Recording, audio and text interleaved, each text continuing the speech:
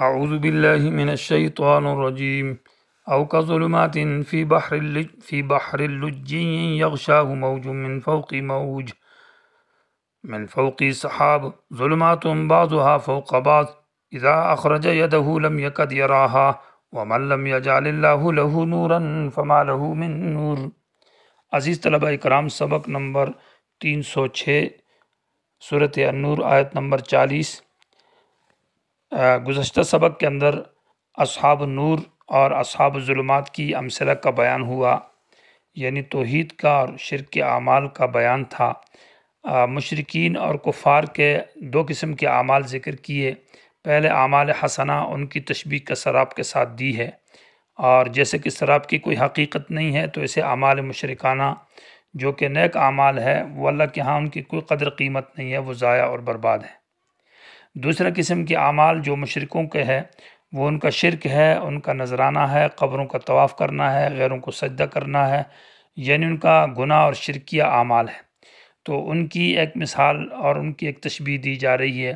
او کا ظلمات ان کا عطف ہے ما قبل والذین کفروا اعمالہم کے اوپر، یعنی اعمالہم کسرابن یا او مثل اعمالہم یا اعمالہم کظلمات، ان کے اعمال کی مثال اندھیروں کی طرح ہے، اور وہ اندھیرے فی بحرن ایک سمندر کے اندر ہے، لجن جو بہت ہی گہرا سمندر ہے، یغشاہ میں موجن تو ڈھانپا ہے اس سمندر کو، موجن ایک موج نے، اور من فوقہ موجن اس موج کے اوپر ایک اور موج ہے، اور من فوقہ سحابن اس کے اوپر بادل ہے یعنی دھند ہے، ظلماتن یہ اندھیرے ہیں، بعضها بعض فوق اوپر بعض سے اوپر ہے یعنی زیادہ ہے۔ اذا اخرج یدہ جو انسان ایسے گہرے بادلوں کے اندر ہو تو جب وہ اپنا ہاتھ کو نکالتا ہے تو لم یکد یراہا قریب نہیں ہے کہ وہ اپنے ہاتھ کو بھی دیکھ سکے۔ ومن لم یجعل اللہ لہ نورا فما لہ من نور، جس کے لیے اللہ نور نہ دے نہ کر دے تو اس کے لیے کوئی نور نہیں ہے، یعنی جس کو اللہ ہدایت نہ دے تو اس کو ہدایت دینے والا کوئی نہیں ہے۔ یہاں بحر سے مراد جو ہے وہ مشرک کا سینہ ہے اور مشرک کا قلب اور دل ہے، اس کے یعنی تشبیہ دی ہے مشرک کے سینے کو اور مشرک کے دل کو ایک گہرے سمندر کے ساتھ۔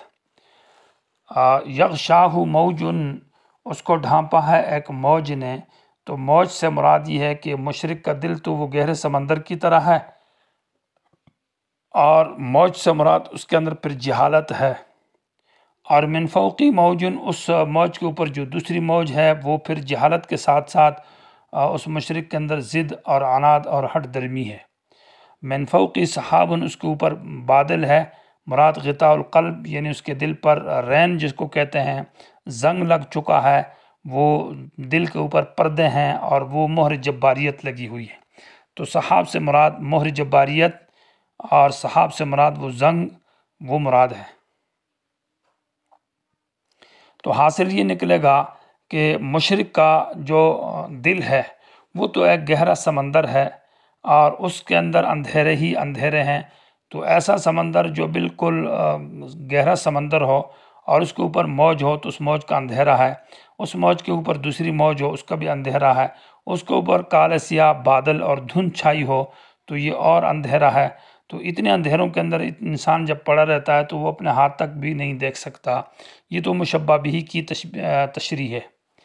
اور تو یہاں اب مشبہ کا جو حالت ہے وہ یہ ہے کہ مشرک کا جو دل ہے، قلب ہے، صدر ہے، وہ ایک گہرے سمندر کی طرح ہے، اور گویا کہ جہالت کا سمندر ہے، اور پھر وہ دوسرے نمبر پر جہل مرکب بھی ہے کہ وہ خود بھی نہیں سمجھتا کہ مجھے اس کا علم نہیں ہے قرآن و حدیث کا، اور ساتھ ساتھ اس کے اوپر مزید جہالت یہ ہے کہ وہ تقلید شرکی کے اندر مبتلا ہے، یعنی جس کی اقتداء اور پیروی کرتا ہے وہ اس کا امام اور مقتدی بھی مشرک ہے۔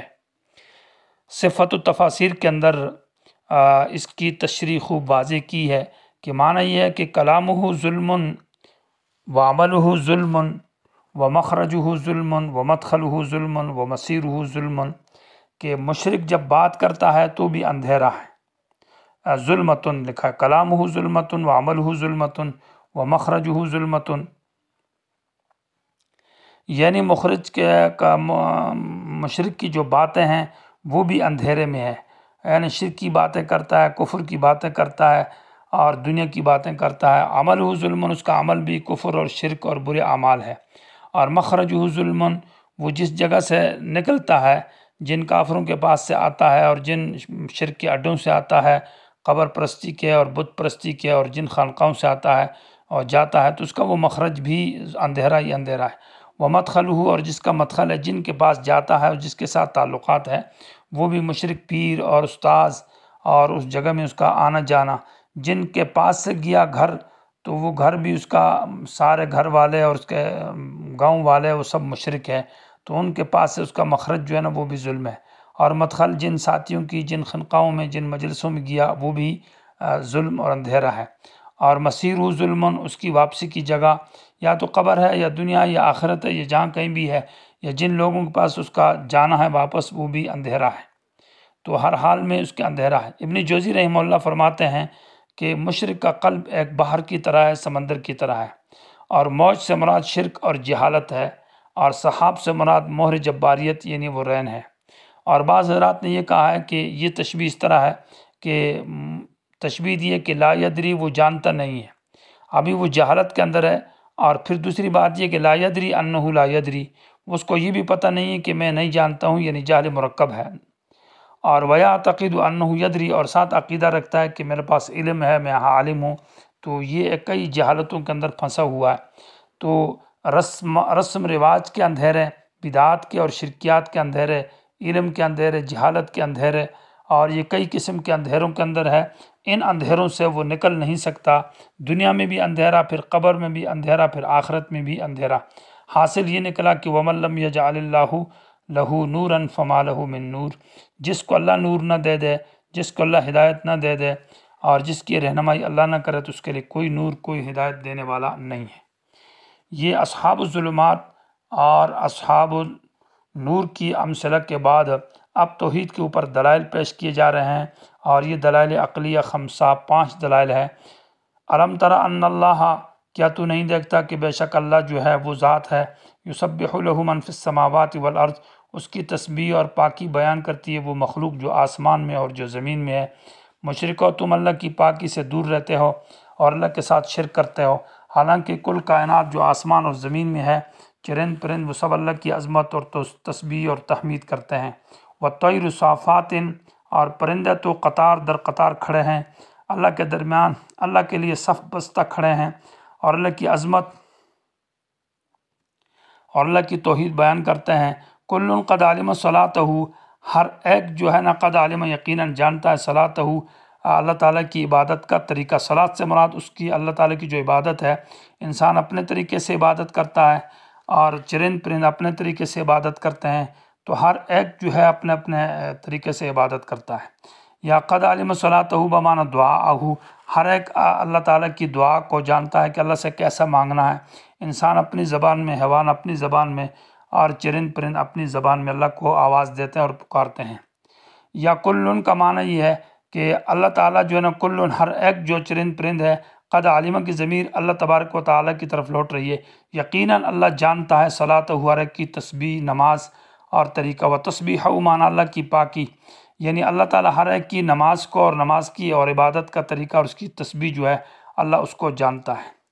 واللہ علیم بما یفعلون، اور اللہ جانتا ہے جو کچھ یہ کرتے ہیں، تمہیں اگرچہ علم نہیں ہے۔ خاص اللہ ہی کے لیے آسمان اور زمین کی بادشاہی ہے، اور خاص اللہ ہی کے پاس واپس جانا ہے۔ وَإِلَى اللَّهِ الْمَصِيرُ الم تر ان اللہ، کیا تو نہیں دیکھتا یا نہیں جانتا، ان اللہ یزجی صحاباً، کہ اللہ لے جاتا ہے، ہانکتا ہے بادلوں کو۔ یزجی بمعنی یحرکو کے ہے، یعنی ہانکنا اور لے جانا، یعنی تیزی کے ساتھ لے جانا۔ ثم یؤلف بینہ، پھر اللہ تعالیٰ جوڑ دیتا ہے ان کے درمیان میں، یعنی بادلوں کو ایک دوسرے کے اندر داخل کرتا ہے اور آپس میں ملا دیتا ہے۔ ثم یجعلہ رکاماً، پھر اللہ تعالیٰ کر دیتا ہے ان بادلوں کو رکاماً، ایک تہ بتہ، یعنی ایک پوری۔ رکام کا معنی یہ ہے کہ تہ بتہ ہو جاتے ہیں، نیچے اوپر دائیں، اور بہت بڑی ایک وہ بن جاتے ہیں، پانی کا پہاڑ بن جاتا ہے۔ فطر الودقہ، پر تو دیکھے گا، الودقہ بمعنی بارش، المطر کے معنی میں ہے، یخرج من خلالہ، جو بادلوں کے درمیان سے نکلتی ہے۔ وینزل من السماء، اور اللہ اتارتا ہے آسمان سے، من جبال، آسمان سے مراد یہ ہے کہ اللہ پانی اتارتا ہے، اور من جبال فیہا من برد، یہ من جبال اصل میں من صحابن کل جبال ہے، یہ استعارہ ہے ذکر مشبہ بھی کا، اور مراد مشبہ ہے، یعنی گویا کہ بادلوں کو تشبیہ دی ہے ایک پہاڑ کے طرح ساتھ۔ تو اللہ تعالیٰ اتارتا ہے من جبال مانا بادلوں سے، کل جبال جو پہاڑوں کی طرح بادل ہے، یا یہ کہ وہ اولوں کے پہاڑ ہیں، اولوں کے بادل ہیں جو پہاڑوں کی طرح ہے۔ فیہا من بردن، اس میں اولے ہیں، برد جو ٹھنڈے اولے برستے ہیں۔ فیصیب بھی، اللہ تعالیٰ یہ اولے پہنچاتا ہے من یشاء، جس کو چاہتا ہے، کسی علاقے پر وہ اولے برستے ہیں تو پھر اس کے فصل کو تباہ کر دیتے ہیں۔ وَيَصْرِفُهُ عَمَّن يَشَاءُ، اور جس سے اللہ تعالیٰ چاہتا ہے تو پھیر دیتا ہے، ان پر نہیں برساتا۔ یکاد ثنا برقہ، یکاد قریب ثنا مانا چمک، برقی اس کی بجلی کی جو روشنی اور چمک ہے، یذھب بالابصار جو آنکھوں کو لے جائے، مانا آسمان جب گرج اور چمک کرتا ہے تو وہ بجلی جو چمک کو اتنی تیز ہوتی ہے کہ اس سے آنکھوں کی روشنی ختم ہو جائے۔ صفوت و تفاسیر میں لکھا ہے کہ لشدت الضوء و قوت اللمعان، اس کی روشنی بھی بڑی تیز ہوتی ہے اور اس کی چمک بھی بڑی طاقتور ہوتی ہے، تو جس کے سامنے آنکھیں ختم ہو جانے کا خطرہ ہوتا ہے۔ یقلب اللہ اللیل، اللہ بدلتا ہے رات اور دن کو پلٹتا ہے، یہ نظام بھی اللہ چلاتا ہے۔ تو ان فی ذالک، ان مذکورہ تمام دلائل کے اندر، لعبرۃ بڑی عبرت ہے، لأولی الابصار عقل والوں کے لیے۔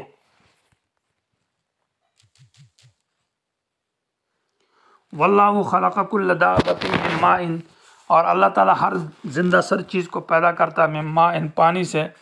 من ماء سے مراد عام پانی ہے، اور اس کی وجہ یہ ہے کہ یہ نطفہ خاص پانی ہے، تو ذکر عام کا ہے کیونکہ یہ نطفہ جو خاص ہے یہ اسی پانی کا جز ہے، اس لیے اس کو ماء کہا ہے۔ یا ماء سے مراد افراد شخصی ہے، نطفہ مراد ہے کہ ہر زندہ سر کو من ماء مانا اس کے نطفے سے پیدا کیا ہے۔ فمنهم من یمشی علی بطن، بعض ان میں جانوروں میں سے، دابہ میں سے وہ ہے جو چلتے اپنے پیٹ پر، جیسے کہ سانپ وغیرہ ہو گئے۔ ومنهم من یمشی علی رجلین، اور بعض وہ ہے جو اپنے دو پاؤں پر چلتے جیسے کہ انسان۔ ومنهم من یمشی علی اربع، اور بعض وہ ہے جو چلتے ہیں اپنے چار پائے پر جیسے کہ گھوڑے اور بھینس، گائے وغیرہ۔ یخلق اللہ، اللہ پیدا کرتا ما یشاء جو چاہتا ہے، یعنی چار پائے اور دو پائے سے بھی زیادہ، مانا 1000 پا جس کو کہتے ہیں، اور وہ ہزاروں پاؤں کے اوپر چلتا ہے۔ ان اللہ علی کل شیء قدیر، اللہ تعالیٰ ہر چیز پر قادر ہے۔ کئی قسم کے پاؤں والے مختلف جانور ہیں جو اللہ تعالیٰ نے پیدا کیے ہیں۔ لقد انزلنا آیات مبینات، اس میں ترغیب الی القرآن ہے، یقیناً ہم نے اتارا ہے آپ کی طرف آیات مبینات، واضح واضح احکامات۔ واللہ یہدی من یشاء، اللہ ہدایت دیتا ہے جس کو چاہتا ہے، الی صراط مستقیم، صراط مستقیم کی طرف۔ یہ بیان توحید ختم ہوا، اور اس کے بعد 5واں باب شروع ہوتا ہے جو کہ تقابل بین صفات المنافقین والمؤمنین کا ذکر ہے۔